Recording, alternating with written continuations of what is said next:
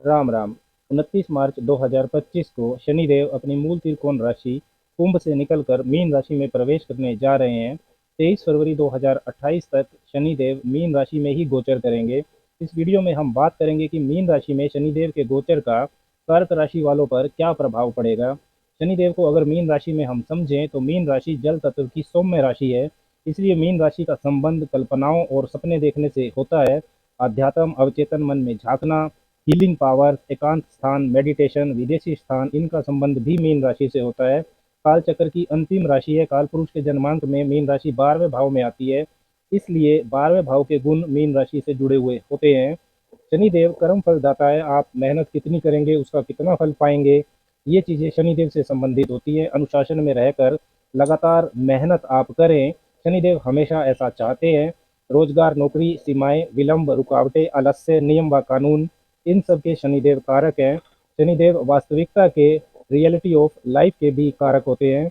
कल्पना की राशि में वास्तविकता और लगातार मेहनत के कारक शनिदेव गोचर करते हुए असहज, अनकंफर्टेबल तो रहेंगे। इसलिए शनिदेव का गोचर मीन राशि में थोड़ा मुश्किल गोचर रहने वाला है। मीन राशि के आध्यात्मिक ज्ञान का गुण भी शनिदेव को बहुत ज़्यादा पसंद नहीं है, क्योंकि शनिदेव कर्म प्रधान ग्रह हैं। काल पुरुष के जन्मांक में 10वें भाव कर्म भाव और 11वें भाव लाभ भाव के स्वामी हैं। इसलिए मीन राशि में शनिदेव का गोचर कल्पना शक्ति में रुकावटें बढ़ाएगा तथा डर व चिंता को भी बढ़ाएगा। यह गोचर सिर्फ सपने देखना, उन पर काम नहीं करने वाले लोगों के लिए अशुभ होगा। वैदिक ज्योतिष में लंबी अवधि तक जो ग्रह एक ही राशि में रहते हैं, जैसे बृहस्पति, शनि, राहु, केतु, उनके गोचर का विशेष महत्व होता है।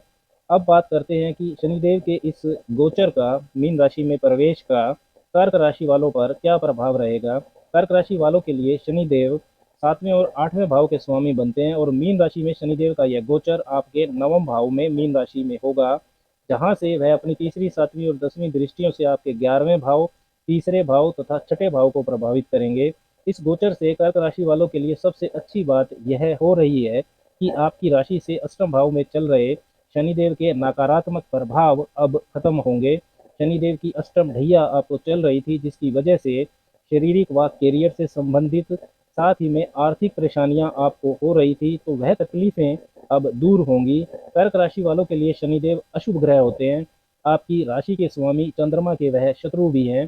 7वें भाव से आपके विवाह, वैवाहिक जीवन, जीवन साथी व बिजनेस पार्टनरशिप को देखा जाता है।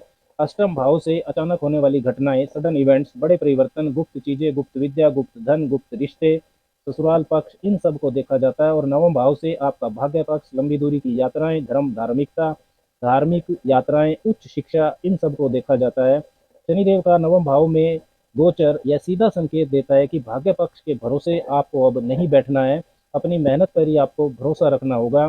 7वें भाव के स्वामी होकर नवम भाव में गोचर करने जा रहे हैं, तो केंद्र स्वामी त्रिकोण में जा रहा है, तो व्यापारिक मामलों में आपको यह शुभ फल दे सकता है। बिजनेस में आप तरक्की कर सकते हैं, नई बिजनेस पार्टनरशिप्स आपकी हो सकती हैं।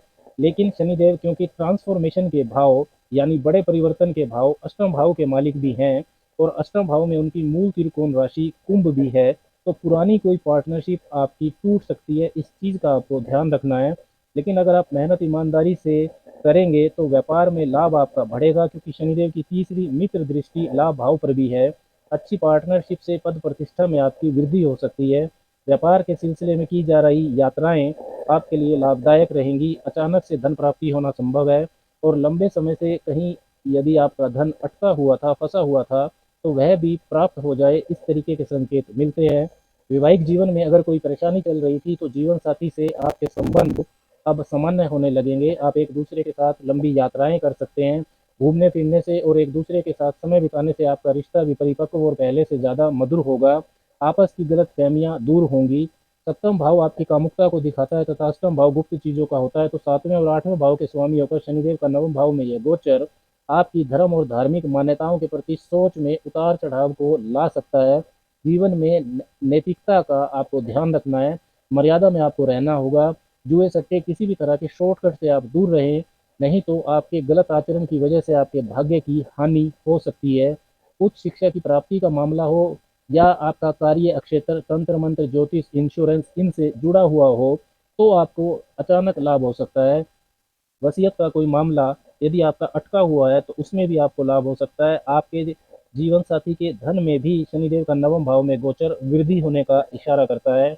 यहाँ बैठे शनिदेव एकादश भाव, तृतीय भाव और छठे भाव को देखेंगे, जिससे आपके विरोधी परास्त होंगे तथा स्वास्थ्य परेशानी में लाभ दिखाई देगा। आमदनी में बढ़ोतरी होगी, इच्छाओं की पूर्ति होगी और जीवन में अचानक से धन लाभ के रास्ते खुलेंगे।